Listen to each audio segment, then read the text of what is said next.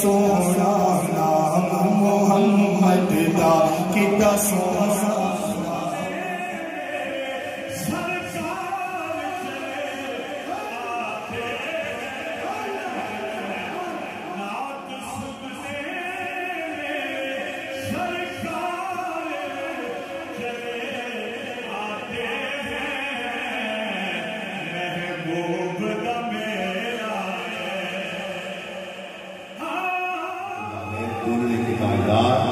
دو تین اشعار ان کے اور پھر شاہ مدینہ کے چند اشعار مل کر کوئی زبان خاموش نہ رہے، ہاتھوں کو اٹھا کر مل کر محبت سے پڑھیے۔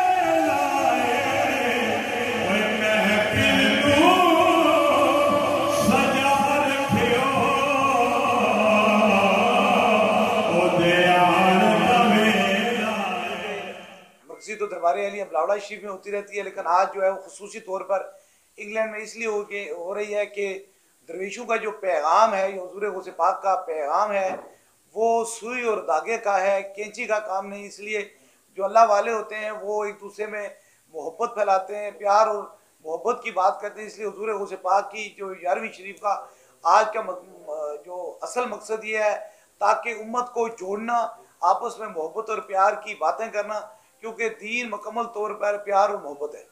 नौजवान नस्ल को क्या पैगाम देंगे? देखिए, नौजवान नस्ल को ये पैगाम दे देंगे कि हुजूर गौसे पाक की वालदा माजिदा ने फरमाया था कि मेरे बेटे, आपको कामयाबी का राज यही है कि आप सच बोलें।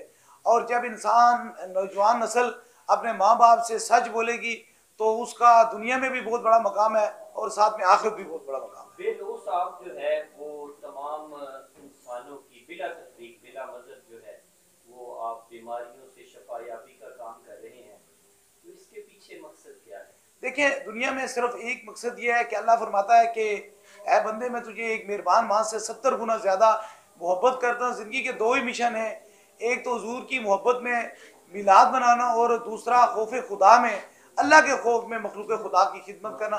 और दुनिया में ना कोई सियासत है, ना लालच है, और कोई इसके पीछे और कोई बात नहीं है। अच्छा, सब यहाँ पर ज़्यादा जो रूहानी शख्सियात हैं वो चैरिटी जो है खिदमत खल्क भी साथ साथ करते हैं, तो आपका भी आइंदा फ्यूचर में कोई ऐसा प्लान है? देखें कि हमारा ये तल्लक नहीं है, क्योंकि हमारा तल्लक ये है कि हमने ये काम दुनिया के लिए नहीं करना बल्कि आखिरत के लिए करना है।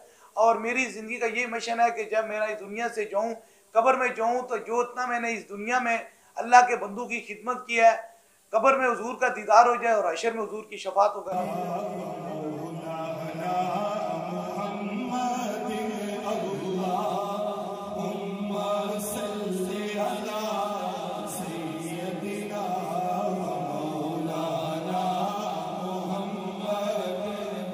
सोना